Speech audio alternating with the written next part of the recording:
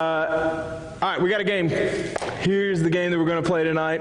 Glad that everybody could be here. If it's your first time here, I'm Jake. I'm the student pastor. Welcome. Glad that you can be here. I hope you filled out one of the sheets for us. Hope you grabbed a water bottle. We have all those set up for you guys.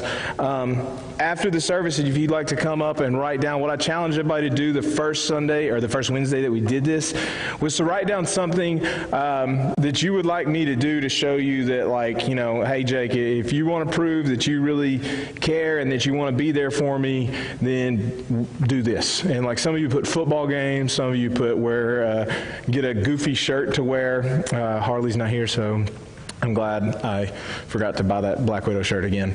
But I'm working on it. Some of you put some other stuff. But if you'd like to write something down, just something to where, like, if you'd show up at this or if you do this, then it kind of shows. I'm trying to just let you guys really know that I care about you, that you're important, and I want you to know that I'm here for you guys. So that's just, if you want to fill that afterwards, that's fine. You just write it on the back of your info sheet. All right, tonight we're playing Let's Get Started Volume 2. Here's the instructions. The opening line of a famous film, song, or book is going to appear on the screen. You're going to get 1 point. You'll get 1 point will be awarded for each right answer. So what you have to do is you have to write down your answer and then stand up. If you stand up while you're writing your answer, you will have to wait, okay? So you have to write down your answer and then stand up. Yes, Nick. I don't have a pen. How is it that one just gets lost every week? This doesn't make sense to me.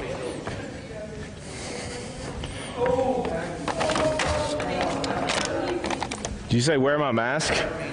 Because I'm on stage around nobody? Yeah, put your mask on. God. My dream job is to one day work at Lambert's. It's just like a tag. Oh! Oh, good. I forgot you're a runner. So. You work at Lambert's.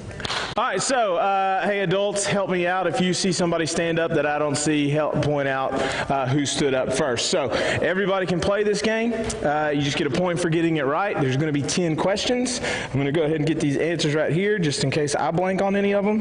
But no, I won't count it wrong. But I don't need you to write, like, you know, if it's, you know, Avengers Endgame. I don't need you to go AE and then stand up. Wrote it. No. American Eagle. Okay, yeah, American, write it out, okay? So give it your best shot. I mean, I don't expect much because 55, 52, 56, all right? If we get close to the words, we're good. So I'm sorry, it's just going to be that way for a while. I love you guys. It's awesome. It makes me laugh. All right, first question.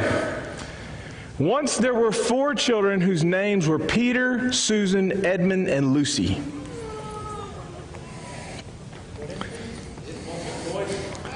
No, you write down the title. No, that's not Peter Pan. Hello, Lucy. It is not Hello, Lucy. What is it, Laura? Yes, we'll accept that. It is The Lion, the Witch, and the Wardrobe, but we'll accept Narnia. So it's not Harry Potter. The answer is right there. All right, Laura. 1 right. That's correct. That's correct. There. So, but that is the start of The Lion, the Witch, and the Wardrobe. All right, second one. Hello, it's me. I was wondering if after all these years you'd like to meet. Oh, she got up first? Okay. It is hello. Very good. Wait, No, it's just the title. It's just the title.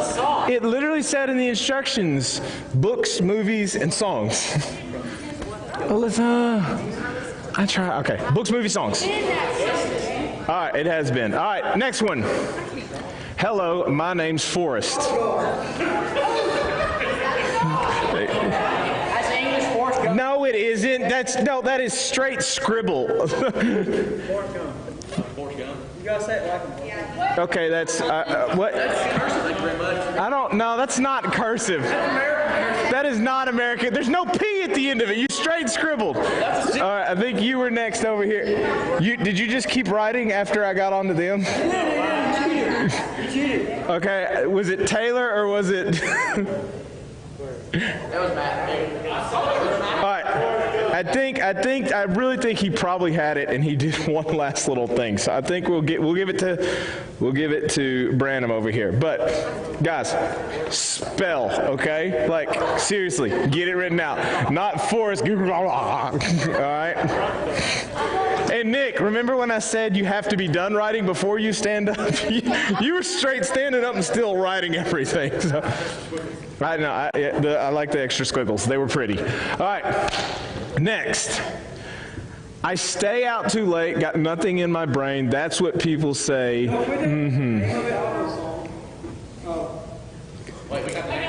Oh, who got up first? Did Claire or Bailey get up first?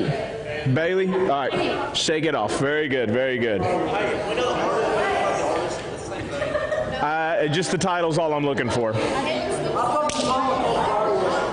All right. Next one.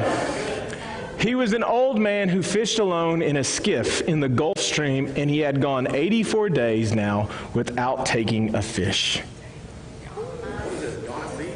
I've never read it, but I even knew the answer to this one. It's like, they used to make you read it in school. Used to, like I have yet to read a book I'm supposed to read in school. It is not Life of Pi. Is it? I don't know. It is not Moby Dick. That's, you can call me Ishmael. Who's an old man? That's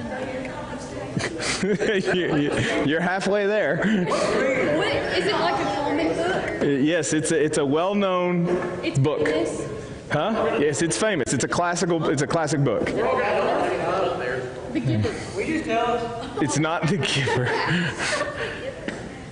I mean, okay, part of it is in the first line. He was an old man. Oh, I know it.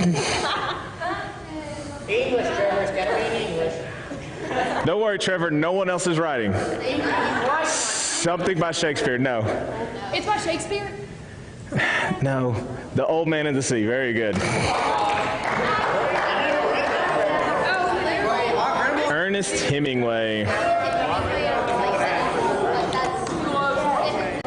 Next one. Before I spoke a word, you were singing over me. You have been so, so good to me. No. It is Reckless Love.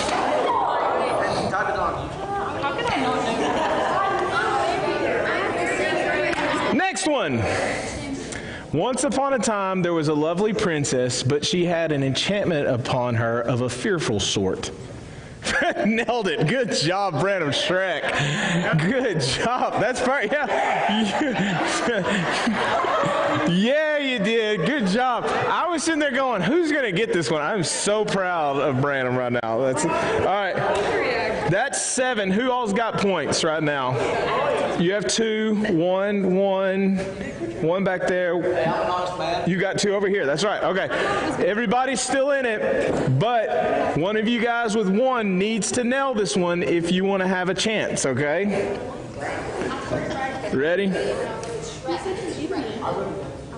Here's the next one.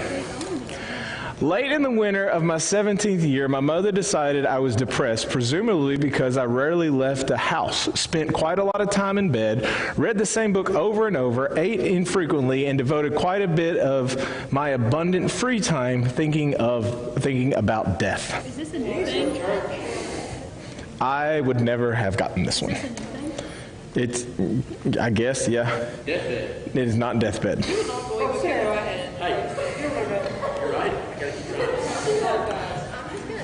Is this right? No. I don't read books. Did you just say the diary? It was made into a movie not too long ago. It's like teen fiction kind of stuff. It was made into a movie. It was a book that then became a movie. And it's a teen? Yeah, it's definitely a teen thing. What do you write? No, it's not Teen Wolf. It's a movie. It was a book. It became a movie. Is it that movie about that cancer patient? Just guess. I need titles, not is it this? Huh? Stranger Things? No, it's not Stranger Things. What did you write? It's not 5 Feet Apart. Wait, do not tell what it is. I'm thinking too. Takes my mind a little. Part of the title are those bright, sparkly things that appear in the night sky. The sun is. Oh my gosh.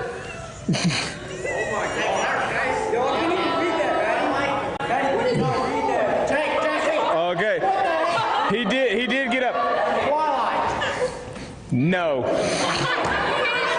Okay, hold on. Twilight is a time of day, not the bright, sparkly things in the sky. You can't even read this. The Fault in Our Stars. Yeah, it's all out of sorts. What did you try to write? Okay, I don't think no, that's not anywhere near in order. It's like she got certain words and she's just like, parkour. What do you got? The Fault in Our Stars, yep. Okay, look, she had stars, fault of the hour. That looks like a dyslexic person's, like, what they see when they try to read, all right? Does that not look like it? Everything's jumbled around. This is not making fun of dyslexic people. This is like she's showing you what a dyslexic person has to go through. So. Actually, it says their fault in our stats. Their fault in our stats. All right. So Taylor's on the board, okay? Anybody can still win. If one of the people with 2 points gets it, it's over. If one of the people with 1 point gets it, you're still going, okay? Number 9, here it is. We're lucky to be in the city. They say that the war was terrible, that the rest of the world was destroyed. It is Divergent. Good job. However, you cannot win now. So it is, well, I guess you could tie, okay? Anybody with 1, if you get this right, you can tie. Anybody, the people with 2, you still have the chance to win. The final one is,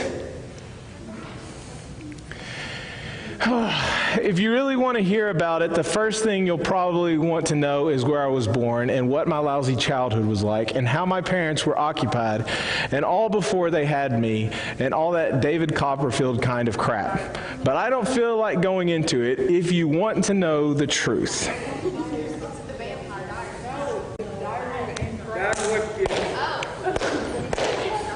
Another classic book. I wouldn't have got it. What did you write? No. Another classic book. I know it's a classic because I've heard of it, but I never read it, which is why I wouldn't have got it. Can you tell us what genre it is? Okay.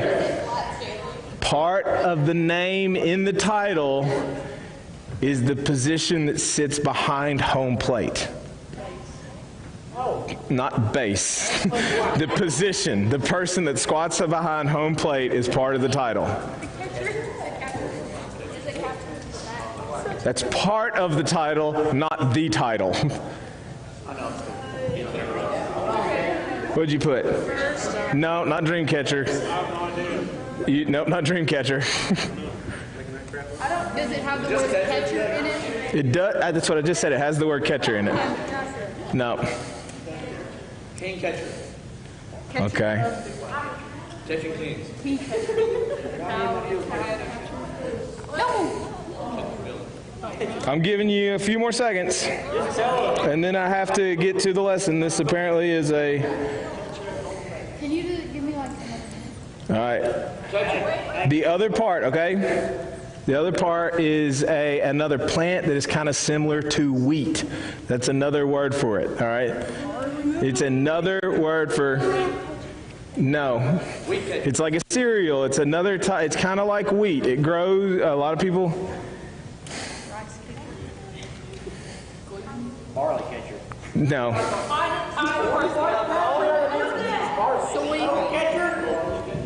Nope. The exact definition is a cereal plant that tolerates poor soils and low temperatures. Yeah, that's similar. Cornflakes. That doesn't make sense. Grass catcher doesn't make sense. Nope. Is it? All right. It is. Does anybody in the back know? What is it? Catcher in the Rye. The catcher in the rye. Okay, so we got a tie at 2, I believe. Branham and Bailey both have it. All right. Can I pick the number? All right. No, you can't pick the number. No, you're tied to one of the contestants. So. Oh. Wow. All right, hey, Bailey, I need you to pick a number between 1 and 7. No, 1 and 10. 1 and 10. Just think about it. Think about it. You don't have to show me just yet, okay?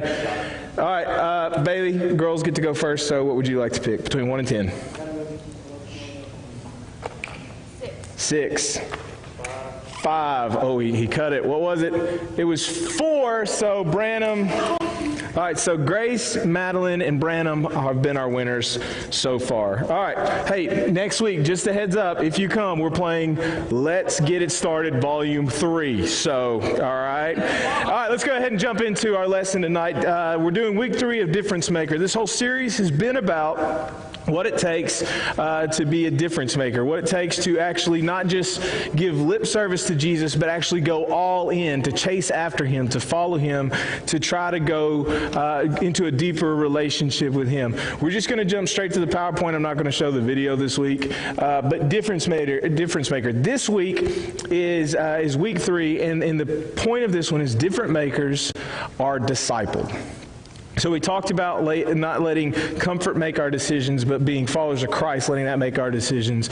We talked about last week about getting plugged in, finding your skills and your talents and your calling, and using that to glorify God. And this week we're going to talk about being discipled.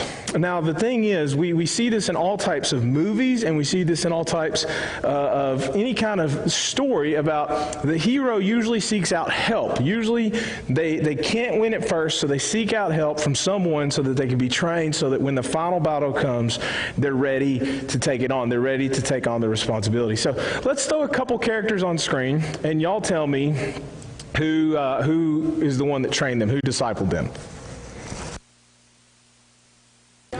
Yoda, very good. Yoda. I like how someone said Star Wars. That's the name of the movies. That's not a person. I know, it hurts every time we bring up Star Wars. Like I die a little inside. All right, what about this one? Dumbledore, very good, very good. All right, that was a little quicker. Okay. This one you all should probably get.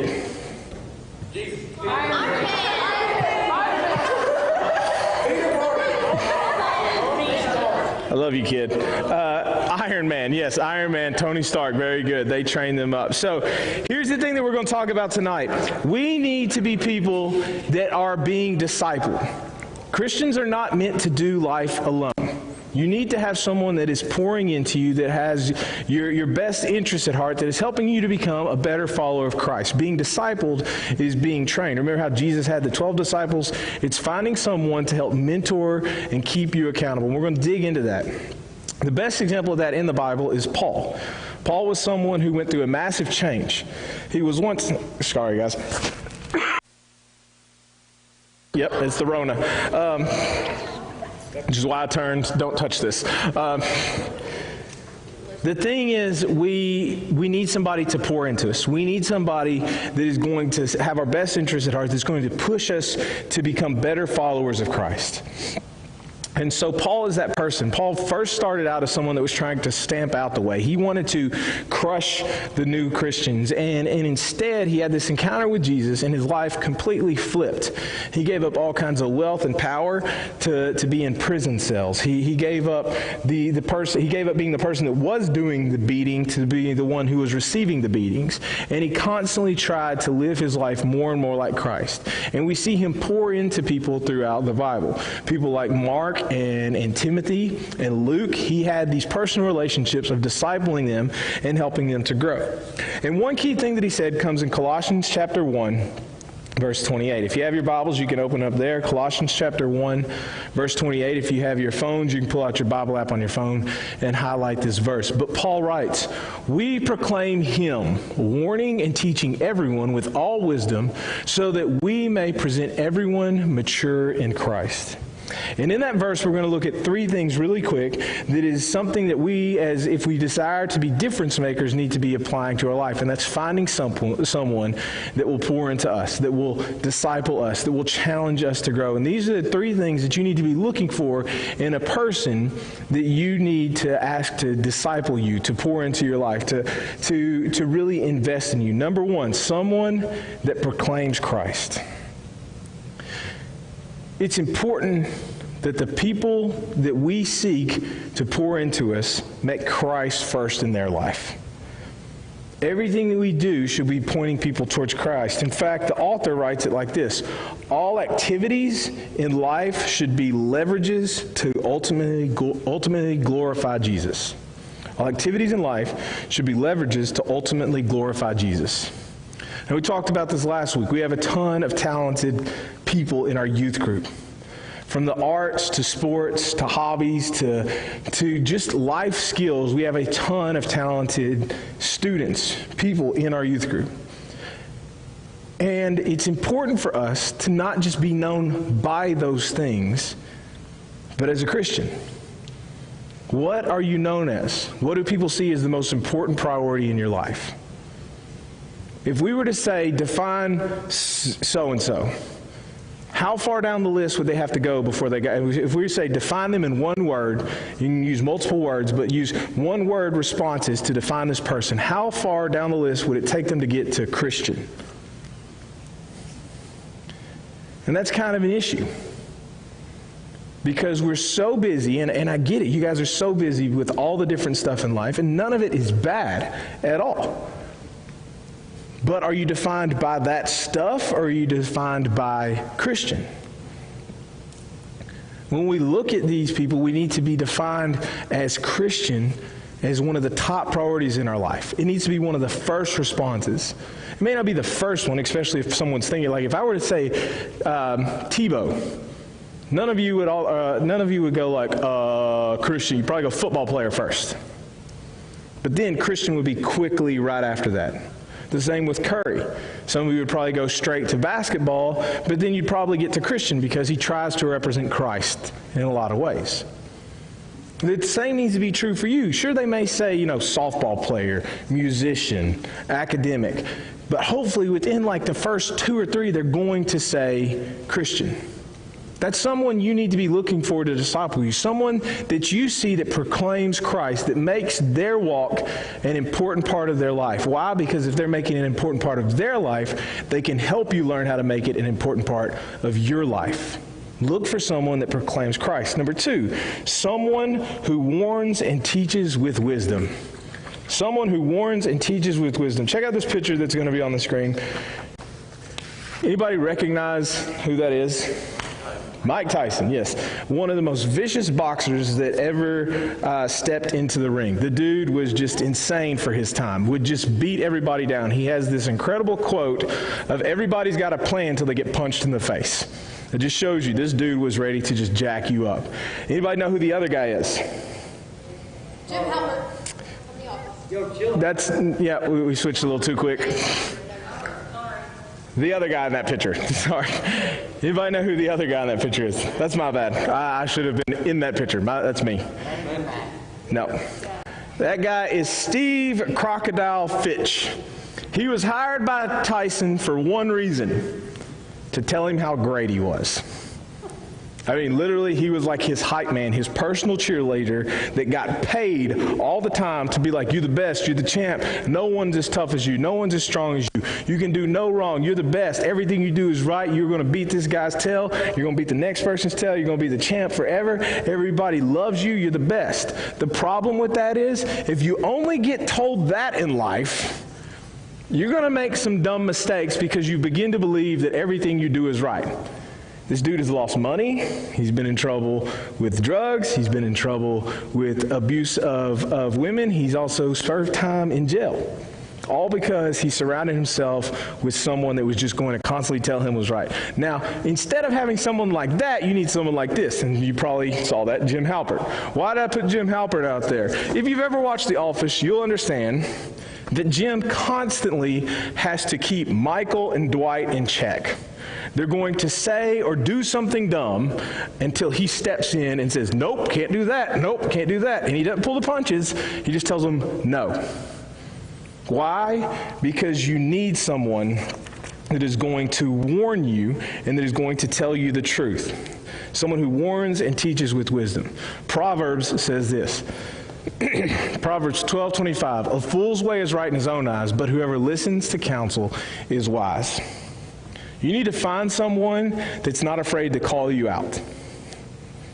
And that's not always easy because it means you need to be open and you need to be open to criticism. And all of us just love criticism, right? I mean, you love it when your mom goes, listen, you probably need to do this. Shut up, Mom! Don't tell me how to live my life. Don't act like you may not say it straight to her face, but I know as soon as you turn your back what's going through your head because I was a teenager too, and it went through my head. Don't talk to your mom like that. She does get the right to smack you if you do. And yeah, she can hear your thoughts, and it's scary. One of the worst things I had, I was getting a little older, and I said something, being a goofball, and it was a smart aleck, and my mom didn't like it, so she went to slap me, and I blocked her. That's dumb. Because then she just brought a hammer fist right down on my head, and I don't remember the next 3 days. I'm just kidding. No, it was just one of those like, pal, okay, I get it. Don't do that again. Yes, ma'am. The thing is, you need somebody that is going to speak wisdom and truth into your life, that is not going to be afraid to tell you when you're doing something dumb, that can be completely truthful with you. They can say, is that really the best idea? You know you shouldn't have gone to that party. You know you shouldn't have been hanging around with that group. You know you shouldn't have done that thing. And they're not telling it to you in order to hurt you or to make you feel bad. They're telling it to you because they want to speak truth in your life and make sure that you are making the right decisions because they want you to walk closer with Christ. We need people that are willing to hold us accountable, that can help keep us on the right track, that aren't going to pull punches and that are going to be truthful with us. Number 3, someone who has your spiritual maturity in mind. Someone who has your spiritual maturity in mind. He wraps up by saying that we are going to present people mature Christians in Christ. So what does spiritual maturity mean? Here's a couple definitions for you. Mark Batterson says, this is his definition. To me, growing into spiritual maturity is becoming less self-conscious and more God-conscious. Growing into. Now here's the next one. From Andy Stanley. Spiritual maturity is measured in terms of persevering faith, not perfect behavior. In both of those, what they're defining as spiritual maturity is this continued strive to be more like Christ. That you are going to have slip-ups, that you are going to fail.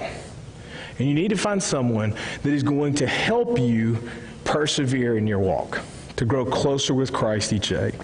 Someone that will hold you accountable, shoot you messages of encouragement, making sure that you've done your Bible study or had some time in prayer with God. Someone that cares about you being at church because they want you to come and grow and feel that connection with other believers.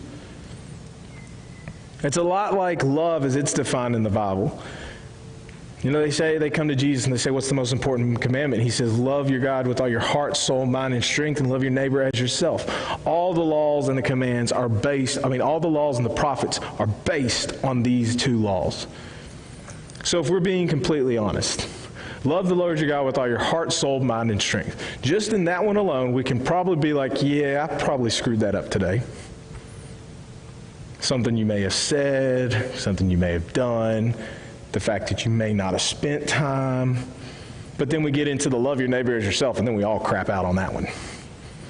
Because let's be honest, there's always that one person at school that's really tough to love. Like if punching someone equaled how much you love them, you would love them a lot. But that's not. You're supposed to love them as yourself.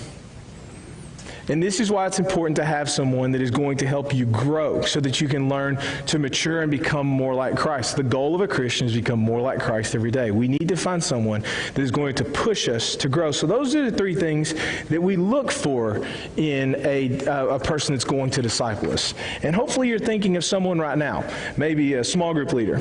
Maybe it could be me. It could be an older student in the student ministry that you're thinking, I need to go to this person and ask them to join me in this walk for a little while, to help me grow, to do Bible study with me, to hold me accountable, to call me out, to help me grow towards Christ. You're thinking of someone who puts Christ first. They're known as a Christian, who is going to be willing to call you out and to keep you accountable, and someone that's going to help you mature in your faith by pushing you to become closer to Christ. So when you think of that person, what should you do in return? First, you need to be faithful. And by faithful, it means if you're asking someone to invest their time in you, then make sure you're spending time with them. If you're going to say, hey, we need to meet at Starbucks on Monday mornings before school, or McDonald's before school, or whatever, we need to meet up a little bit before school at this time every Monday, be there. Don't constantly be canceling. Be faithful. If you're going to ask them to do it and they're going to put in that time and effort, be faithful to them. Be committed to them and being open and honest with them. Number two, be available. Now you're saying that's probably the same thing. It's kind of the same thing. But what I mean by be available is be open. Make that thing a priority in your life. What are the top priorities in your day-to-day life? Where does practice fit in? Where does Netflix fit in? Where does video games fit in? Where does texting fit in? Where does all this stuff fit in? Make sure that you are available to that person, that relationship and their willingness to pour into you, that you are making yourself available to them. It means answering their calls. It means answering their texts. It doesn't mean constantly shutting them out or sending them to voicemail. It means to make sure that you are making yourself available so that when they call and try to keep you locked in, that you're not too ashamed of what you've done to be like, oh no, it's all good, it's all good. I'm busy right now. Be available, be open, be honest. And the final one is teachable. You're going to be opening up yourself to that person. One of the hardest things to do is to teach people and to constantly see them go, yeah, and then go out and not apply it. Trust me, it happens. It seems like sometimes you teach something, you're like, man, okay, I think they got it, and then you go out and they don't get it at all. If you've ever played on any kind of team, you know what I'm talking about, because at some point a coach has gotten frustrated, yelled at you, or pulled you aside to say, listen, I told you to do this. You didn't. You did this instead. I need you to do this. And being teachable means the next time you do what the coach wants you to do. It doesn't mean you go back out in the field or on the court or wherever and do the exact same thing. Just last night, we're playing coach pitch, and the coach pulls his own son off of the field because he's playing left field, and he's saying, throw it to third, throw it to third, throw it to third, and he throws it to second. Listen next time, throw it to third. Ball gets it to him again. Throw it to third, throw it to third, throw it to third, throws it to second. Son, listen! And I'm toning it down, okay? Gets hit to him another time. This time he kind of freezes. And we're like, third, and he freezes, and then he turns and throws it to second. So he got pulled off that night because he wasn't being teachable. He was so locked into what he thought was right that he was making mistakes. Be teachable. Be open. Allow them into your life and allow yourself to be honest and truthful with that person about your mistakes, your faults, your failures, and allow yourself to be taught. When they pour it into you and give you good advice, apply it. Don't just let it go in one ear and go out the other. So here, you got a question? What if you're teaching the person and you can tell that they're just not open to it? Like, say that they come to you with an issue, and you're trying to teach them, and you're trying to help them, and they just don't, they're like, no, that's not what I want to do. So what if you spend a long time pouring into a group and you teach the same things over and over again, and you feel like sometimes you still got to teach the same things over and over again because they're just not getting it? Wouldn't know what that's like. Here's the deal. As a teacher, you also have to have grace. You also have to realize that they may not get it the first time. They may not get it the second time. They may not get it the third time. At some point, you may have to have the difficult thing of, listen, I'm trying to help you, but you don't want to listen to me. And until you're willing to be more available to my advice and teachable, then we probably just need to take a break from this for a while. And you have to sometimes let the person make their own mistakes. Trust me, in student ministry, there's been a lot of times when I've taught stuff over and over, and it looks like someone gets it and they don't, and they go out and you teach it again, and you teach it again, and you teach it again. And usually it takes a while for it to connect. And sometimes you just have to be like, look, I've tried to teach you. I'm going to have to let you make your own mistakes and then come back when you're ready.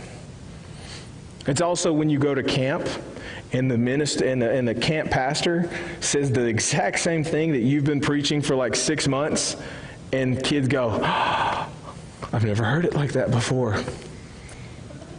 And a student pastor's just sitting there going, great. There was a meme that's circulating around some of these Facebook groups that I'm a part of. That it's this person at Disney World, and they're around Winnie the Pooh, and there's Rabbit and there's Tigger, and it shows a person looking like this, and it says that kid in youth group, and then on Tigger it says the youth pastor, and then on Rabbit it says camp speaker. And then it shows them hugging the camp speaker, and it says the same thing you just said last week, and it shows Tigger going. The thing is, guys, if someone approaches you to disciple them, they're coming to you because they want to grow. And you can't expect them to be a perfect Christian in that moment, because that's what they're coming to you for, to help them become a better Christian. And so you've got to learn to have a lot of grace as well. It means sometimes they're going to choose to not be available and pick something over y'all.